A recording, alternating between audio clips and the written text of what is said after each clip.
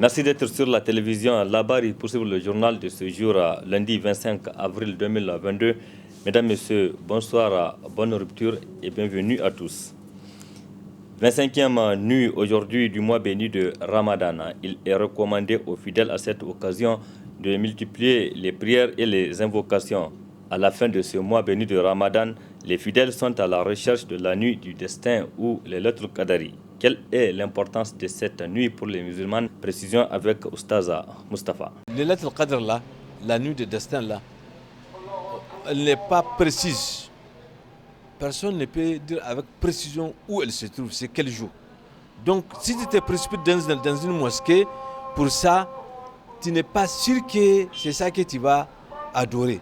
Parce qu'on dit les premiers jours impairs de la troisième décade, effectivement. C'est-à-dire entre 21, 23, 25 et 27, il faut la chercher. Il faut chercher les lettres cadres entre ces trois moments-là. Ce moment donc impair du troisième décade, n'est-ce pas? Donc ici, personne ne sait. Mais c'est bon de la fréquentation des mosquées et le conseiller. Même sans les lettres cadres, tu peux fréquenter les choses. Tu peux élire domicile, mais pas pour dormir ou comme ta chambre. Non, non, c'est ce qui est interdit. C'est-à-dire, ne te couche pas là-bas, ne te distrais pas là-bas. Non, non, tu vas là-bas pour une adoration bien simple. Et les rites de la lettre Qadr, normalement, c'est une prière ou une adoration collective. On fait ça en collectivité, pas individuellement. Donc, il faut nécessairement trouver un groupe de gens avec qui vous allez partager cette nuit-là pour bénéficier des 1000 mois d'adoration qu'Allah a dit qui équivalent à cette nuit-là. Pendant ce mois béni de Ramadan, les feuilles de moringa sont beaucoup sollicitées par les consommateurs, notamment au moment de la rupture. Le moringa est cultivé au Niger un peu partout et c'est l'exemple à Terra, dans la région de Tillabéri, où des femmes se sont organisées pour produire cet aliment. Malheureusement, elles font face à un problème d'eau dans l'exercice de leurs activités. Reportage Nafissi Haya. Elles ont décidé de ne pas croiser les bras ou tendre la main à quelqu'un. Elles, ce sont les 29 femmes réunies au sein du groupement Salmaharey du département de Terra, animées par l'esprit d'entreprendre. En effet, la principale activité de ces braves femmes est la transformation des feuilles du moringa, une plante aux multiples vertus. Idda wind bundu kalir ka tona kan irga ner kopta boray ka gade mer man be ka kosko ne riga kal hino irbum be no ga bere kan c'est une transformation irga bere irga te jide moringa. Notre principale activité, c'est la transformation des feuilles de moringa. Nous transformons ces feuilles en jus, en poudre, en huile et autres produits. Ces produits nous ont valu plusieurs prix à certains concours.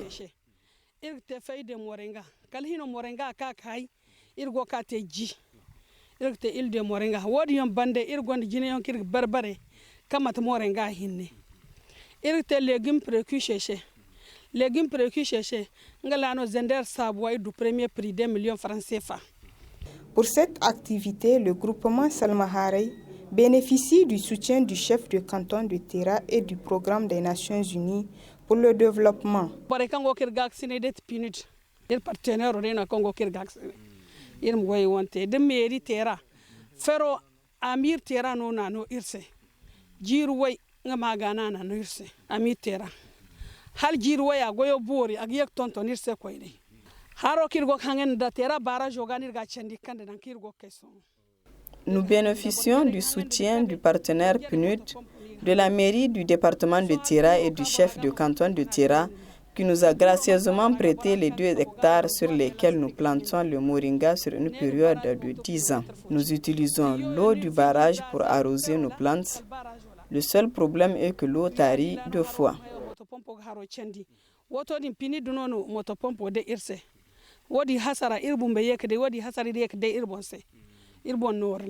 Une des ressources importantes pour mener à bien leur activité, l'accès à l'eau constitue un problème pour ces femmes qui sollicitent le soutien de l'État.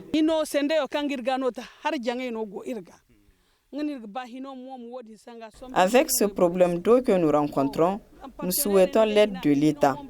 La construction d'un forage nous sera d'une très grande utilité.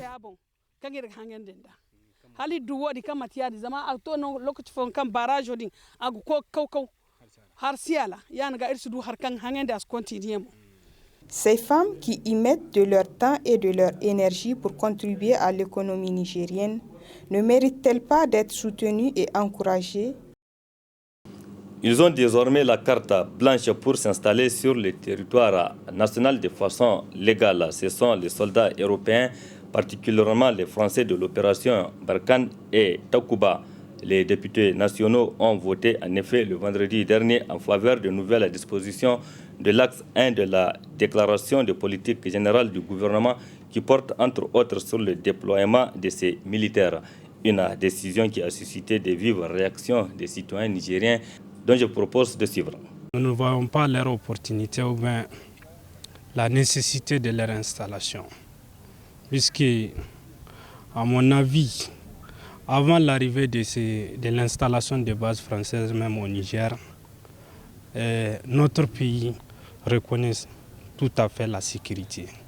Nous avons également souvenance de nos frères qui ont été tués à Tira. Les parlementaires doivent savoir qu'ils sont élus pour représenter les intérêts primordiaux des peuples nigériens qui les ont élus justement.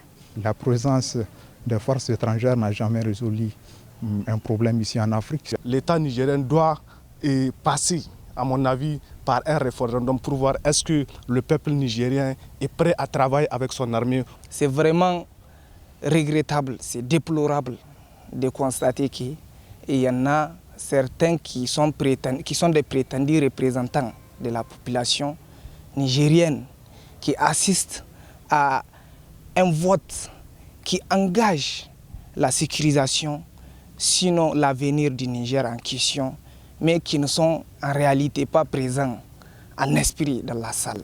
Et ces gens-là, on peut même jurer sans aucun risque qu'ils défendent leur portefeuille, que déjà avant d'être là, ils ne maîtrisent rien de ce qui va se passer là-bas. Ils ont juste la promesse de venir voter en faveur du gouvernement, je veux dire ici la majorité. Et au moins un Français va venir nous sécuriser, nous en tant qu'Africains. Ça vraiment, consciemment, est-ce qu'on peut accepter ça? Partout où les Français sont venus dans le cadre des opérations extérieures, il n'y a jamais eu la paix. Surtout lorsqu'ils viennent pour la paix d'ailleurs. Donc moi je me dis aujourd'hui, ils viennent dans ce contexte où notre pays est attaqué de tous les côtés par des individus mal intentionnés. Et en faisant en sorte que la France ait davantage une marge de manœuvre, avoir une position aussi stratégique, moi je me dis que notre pays est en danger. Est-ce que réellement le problème sera résolu? On peut me dire un seul pays où la France est intervenue et a réglé le problème qu'elle est venue trouver? Jamais. Soit ça s'aggrave, soit ça s'accentue, soit ça éclate. Donc moi je me demande aujourd'hui qu'est-ce qu'ils vont faire. Et la deuxième chose c'est de savoir que en fait à l'Assemblée nationale, en fait nous n'avons plus d'Assemblée nationale. Si aujourd'hui le gouvernement était sorti dire qu'il fallait repousser la présence des bases militaires, je vous assure les mêmes personnes qui ont fait des interventions qu'ils pensent être pertinentes pour soutenir, allaient dire le contraire exactement avec la même pertinence. Le fait que le gouvernement nigérien autorise effectivement à travers l'Assemblée nationale, à travers le vote qui a eu lieu à l'Assemblée nationale hier, c'était sans surprise pour nous. Vous savez que les autorités actuelles qui gouvernent notre pays, il serait très difficile qu'ils refusent effectivement le redéploiement des forces Barkhane et Takuba qui ont été chassées au Mali pour venir ici s'implanter. Ouverture ce lundi 25 avril 2022 de la session ordinaire du Conseil supérieur de la communication CSC au titre du mois d'avril 2022. 5 points sont inscrits à l'ordre du jour de cette session présidée par le président de l'institution, Dr Kabirou Sani. Les travaux vont durer 5 jours. Compte rendu, Nafissi Haya et Ibrahim Abdou. 5 points sont inscrits à l'ordre du jour de la présente session ordinaire du Conseil supérieur de la communication CSC au titre du mois d'avril 2022. Examen et adoption du procès verbal de la session ordinaire du mois de mars 2022. 2. Information sur le CSC. 3. Examen et adoption de la demande d'avis du gouvernement relative au projet de décret régissant la publicité au Niger. 4. Examen et adoption des rapports de commission d'instruction.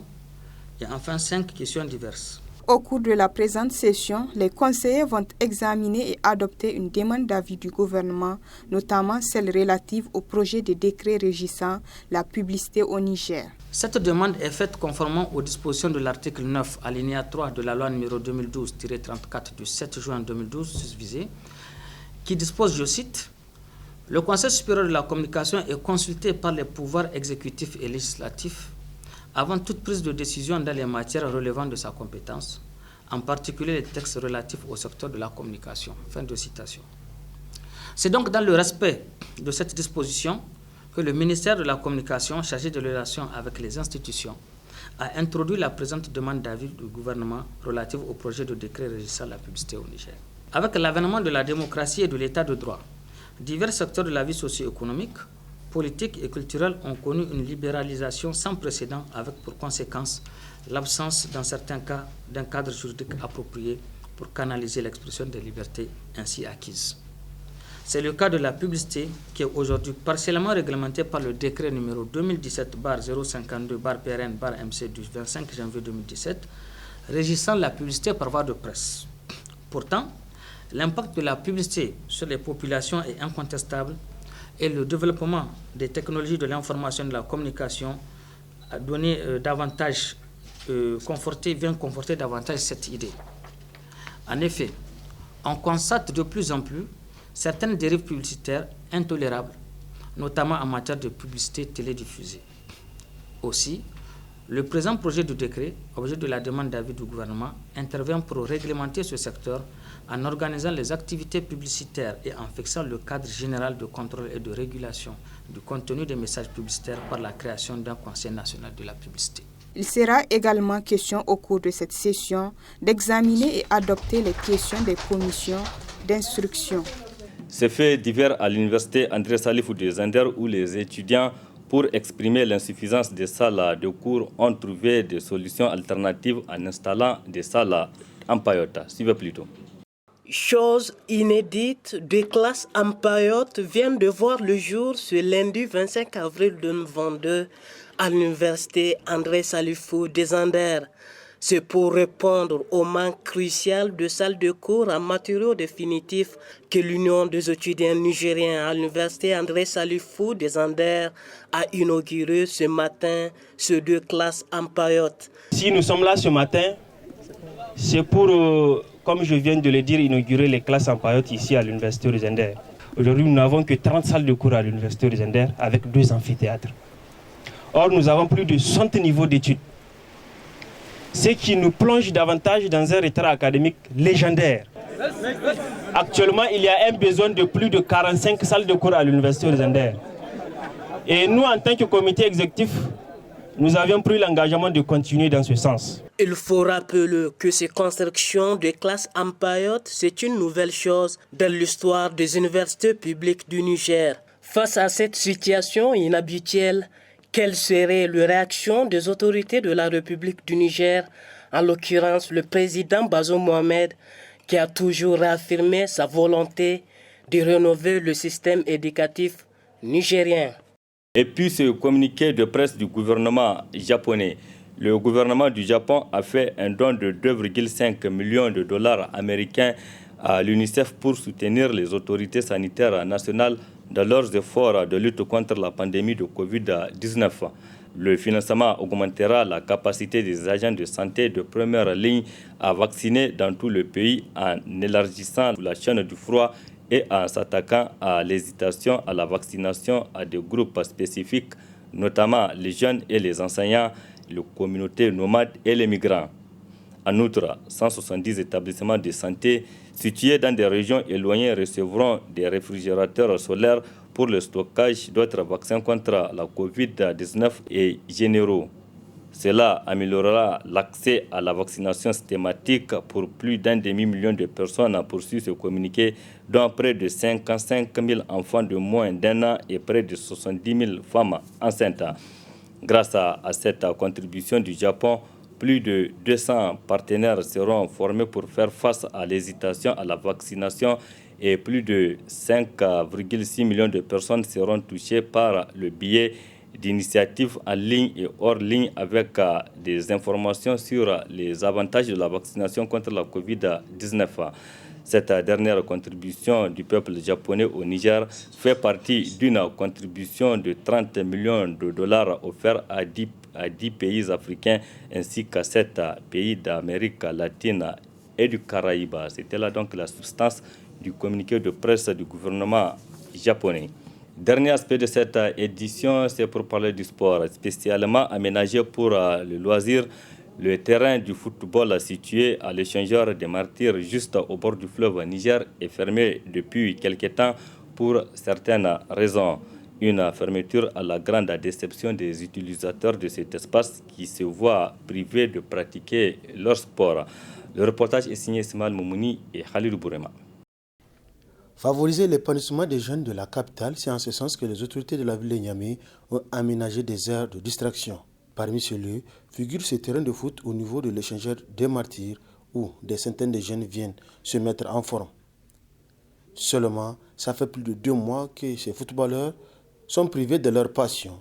Pour cause, la fermeture du terrain sans aucune explication, malgré qu'il soit en règle vis-à-vis de la municipalité par rapport à la location du terrain. C'était notre cri de cœur à l'endroit des autorités en charge de ce joyau, notamment le terrain qui nous sert de divertissement, par là même une mise en forme. Qui dit mise en forme parle de santé.